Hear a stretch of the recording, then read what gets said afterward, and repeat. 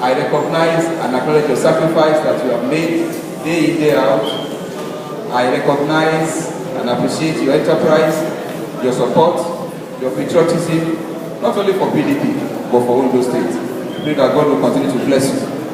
Let me thank all the press media, and let me thank our friends, the award-winning cultural troupe of Ondo State, for ever bringing a lot of joy and happiness to all of us. God will continue to keep you and God will reward you.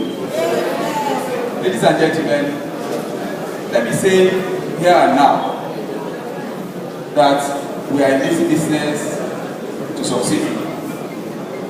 We're in the business of contest for election on PDP tickets because we want to continue with the growth of our states, the development of our states, and also the growth of the economy.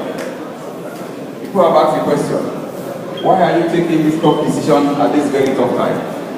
And I said to them that because this is our time, and there's need for us to develop our state continuously and ensure that we build on the old and profound legacies of our past administration, and also come in with brand new, fresh ideas. I will tell you something, gentlemen. I'm in this business to take bold and very ambitious steps.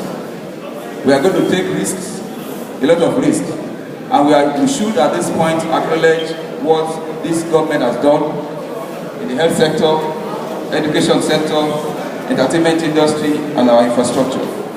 And I believe that time has come for us to take... Please, decorum, please, decorum. As we're sharing the soft drinks, decorum. Thank you. Gentlemen, we stop sharing all those things so that we can finish and everybody can go.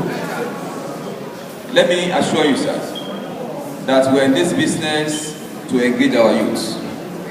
We're going to do business together. Let me tell you that the time has come for us to grow our economy, because the challenges that we face now are tougher, and there's need for all of us to put our hands on the plow.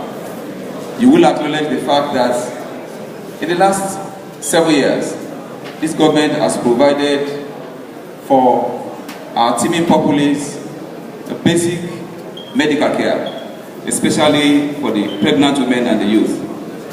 I believe there's need to sustain this. Let me say again that we've done so much in education, built mega schools, there's need to build more. Let me say again that we have mother and child hospital, about 2, there's need to build more. Let me again say that for our road development, there's need to extend. But more than that, and because of challenges that we're facing, we need to grow our economy. And the time has come now to create a platform of employment for our teeming youths. I'm in this business because I acknowledge that we have a lot of natural resources. And I know that the time has come to exploit all those maritime potentials in the southern zone of this state. I know that we have the longest coast. Please, decorum, as we're sharing the soft drinks. Decorum, please. Let us be civilized. Please do not share soft drinks now. Let us finish this business and you can share the soft drinks. Gentlemen, as I said, I know we have the longest coastline. And I thank this administration for what it has done. You will recall that under the Olukola project, we have so many stakeholders. That has proved to be a big challenge. We have in Olukola project, Ondo State, Ogun State, federal government, NNPC, British Gas, and some other stakeholders. It's been impossible to work with unanimity. But now, this administration has obtained a new Ondo State industrial license that will provide us to provide for our people a deep sea port. And I believe that with the potentials that lies in the southern belt, there's need for us to quickly, creatively tap into this resource. I had discussions with somebody yesterday in Abuja, and I'm able to understand that apart from the fact that we have the longest coastline on that country, longer than what you have in Lagos, longer than what you have in Calabar, we have the deepest of any land area that you can find for a seaport. The Lagos port that we talk about is about 14 meters around the land. What we have in Ilaje axis is going to about 80 meters deep. Most of the ships that you have coming to Nigeria are big ships. The highest cargo that has ever come to this country will take in about 4,500 containers, whereas there are ships that take in 15,000 containers. Those ships that you see on the television do not come to Apapa port. They berth very far off from the port. Another ship will go there because those ships are big ships. They cannot berth in the Apapa port. A new ship will go there and then take those containers and bring them to Apapa port and Calabar port.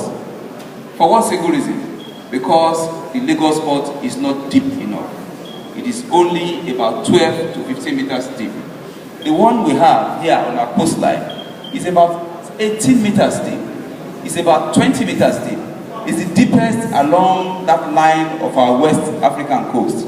And there's need to now tap on it. That is why I say that we're going to take very bold, very ambitious steps to make sure that we realize this. Now you close your eyes and imagine for a minute that you are constructing a port in that zone. And then look at all the potentials, all the employment to provide for our people. Now imagine for a moment the number of people who will be employed in that area, even at the construction stage. I know we have a challenge of funding, but there are people out there who are called investors. They have a lot of money and they want to invest. I promise that we'll give them opportunity to bring their money and to come and invest, and government will give them all the support that they need.